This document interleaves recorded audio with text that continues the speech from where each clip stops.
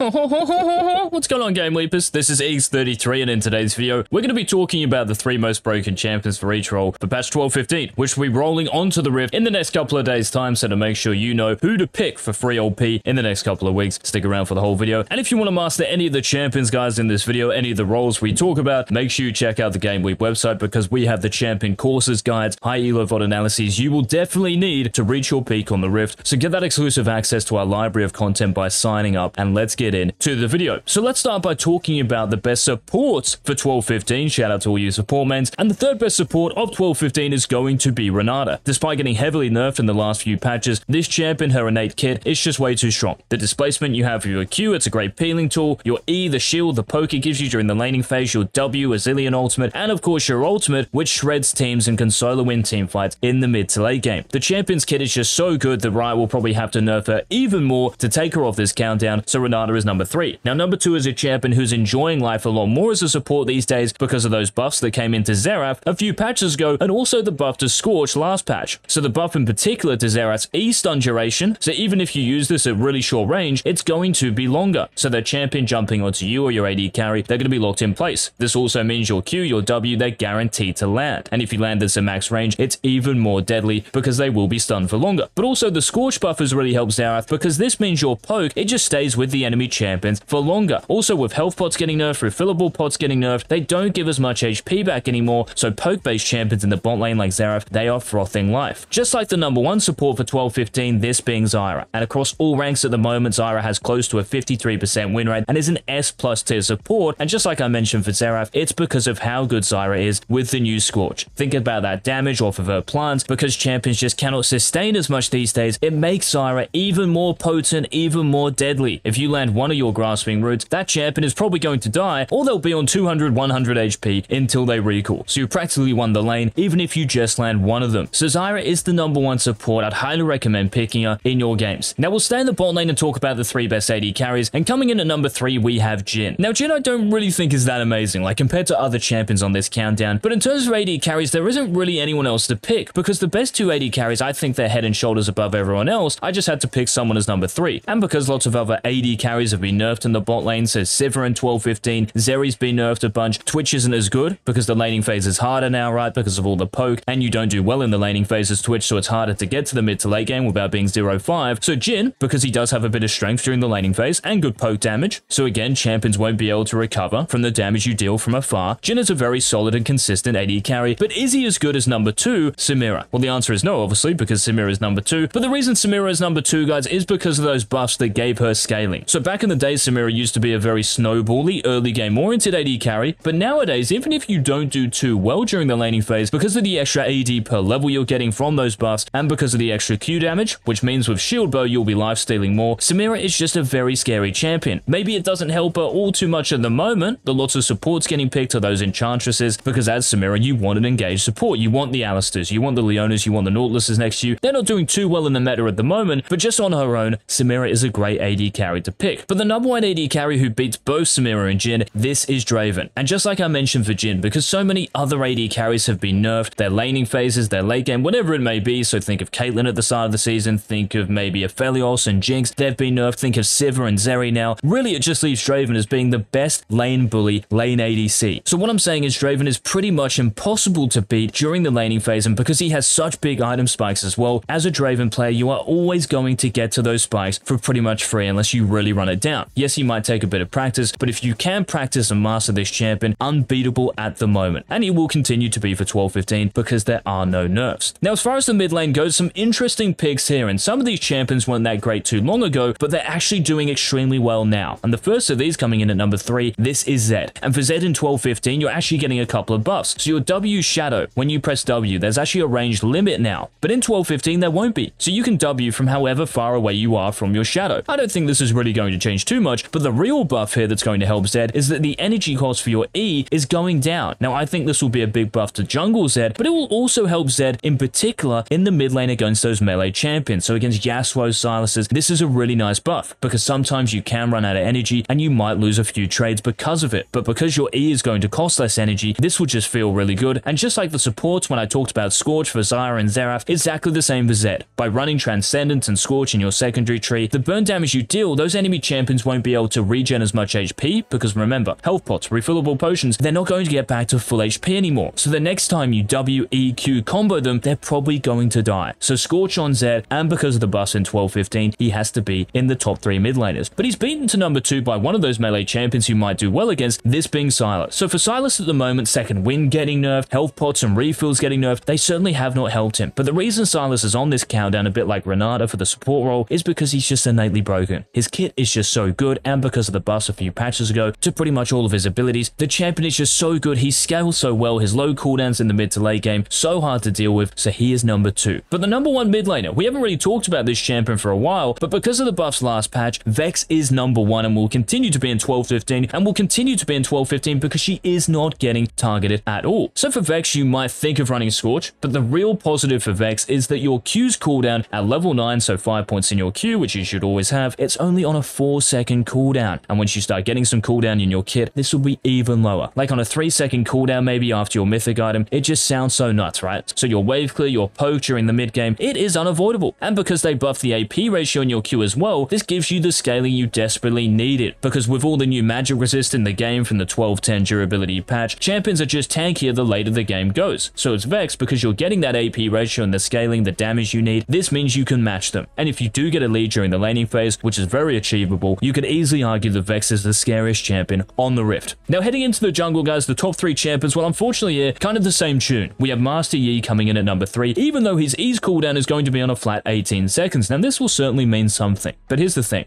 The fact that you can still decide where to end up after you Alpha Strike is just probably the most absurd thing I've ever heard of. Like, there's no counterplay to it. Before, you knew Master Yi was going to end up behind the target. So if you're playing a support, for example, you can peel your AD carry. If you're playing Nami, you can bubble the Master Yi, knowing where he will end up. But now you have no idea. And because his attack range got buffed as well, a bit like Bel'Veth's, it just makes the champion too broken, even if his E is getting nerfed, like who cares? So the Wuju Blazeman is the 3rd best jungler, but he's been to number 2 by Red Kayn. Now, of course, you can think about playing Blue Kayn, but the issue with Blue Kayn and maybe some of the other champions we talked about is that First Strike is getting nerfed. So in terms of the actual damage increase, this is going down by 1%. So this means because the damage is down, you're not going to be getting as much gold because that gold relies on the damage you deal. So for Blue Kayn, less burst damage, not good because you are an assassin, and because of the less damage, less gold, less scaling. But for Red Kayn, even if your passive got nerfed last patch, doesn't matter. The champion with Conqueror, with your major items like Gore Drinker, Black Cleaver, Death's Dance, unkillable. Rust is still carving up the rank scene at every single elo, so it's impossible for me not to put him on the top 3 jungle list. But both Red Kayn and Master Yi, despite being so broken, are beaten to number 1 by a champion, well, I can't remember the last time Fiddlesticks was the number 1 jungler. And it does sound kind of weird because we've had Vex as a burst champion in the mid lane, in a durability matter, doesn't really make sense, right? And same for Fiddlesticks, but the point is this, both of these champions have been buffed to oblivion. Same with Fiddlesticks, the base damage on your Crowstorm going up, the AP ratio in your Crowstorm going up, that's what the champ's about. Vex with her Q, it's such an important ability. So when the important abilities of these champions get giga buffed, it really pushes them over the edge, and Fiddlesticks in every single elo is just absolutely killing it, and also the extra fear duration, I guess, in your Q also helps, so Fiddle takes the number 1 jungle spot for 12-15. And by the way, guys, if you do enjoy these countdown videos, make sure you let us know by leaving a like down below. And the last role we have to talk about, of course, is the top lane. So coming in at number 3, Jax is probably going to be less happy in 12-15 because Divine Sunderer, the healing you're getting, it's going down by 10%. Oh my god, FF. No, not the case at all, because Jax, to be honest, is still going to be broken. Divine Sunderer, remember, even though it's giving you less healing, it's still giving you the same incredible damage once you hit that item spike. So against pretty much every top laner at that point, you will win the 1v1. Also, I think Jax is incredibly broken once you get to Frozen Heart. So especially if you're against auto attackers or any attack damage champion in the top lane, once you get that spike, even if you're behind the enemy top laner, it is just huge for you. The ability haste as well comes in really handy. So W Max Jax with the new Divine Sunderer, even if it is getting a little nerf in 12-15, it is not going to stop the hockey stick from being OP. And another top laner who is going to be OP for another patch, Darius is avoiding nerfs once again, despite boasting one of the highest win rates across the board. And for the last few patches, I'm pretty sure I've had Darius as the number 1 top laner. Reason being is because the new durability meta, Darius just loves it. The extended fights, like who beats him in an extended fight? The Hemorrhage stacking, the Conqueror stacking, it is just too much to run into. And unless the enemy top laner plays Teemo, you're probably going to dumpster lane. Of course, Darius is the ultimate punisher of any mistake your opponent might make, so he's a very scary champion to actually play the top lane playing against, and these reasons are why he's number 2. But you might be like, well, if Darius is number 2, who on earth can be the number 1 top laner? And this, guys, for 12-15 is going to be Aatrox. So the reason Aatrox is number 1, well, I've always thought this patch especially, Aatrox has been low-key broken. But really because of the new Eclipse build that's going around, he takes the cake for number 1. Because Eclipse is giving you so much Omnivamp, it's giving you armor penetration as well, which helps your scaling, because Aatrox doesn't really scale that well compared to other top laners like Jax, who we've talked about, so it really helps in that regard. But also the lethality comes in really useful, because you can one-shot squishy top laners, and they probably will be squishy by the time you even get serrated Dirk. If you land just one full combo, especially if you're running Ignite, you can probably kill them. Now, another point to raise here for any top laner, and maybe some junglers or just any bruiser in the game, is that Sylvanir Dawn is getting buffed, so there's more HP, there's a bit more magic resist, so the item is going to be more viable. Is it going to mean it's going to be built? Because it will still be the same price, it's just giving you more stats, which yes, that's nice. So this might be a point of interest for all you bruiser, top lane players going into 12-15, but those were the 3 best champions, guys, for each role most broken for 12-15. Any thoughts, any comments, leave them in the comment section down below. And until our next Season 12 upload, this has been Eggs33. Peace.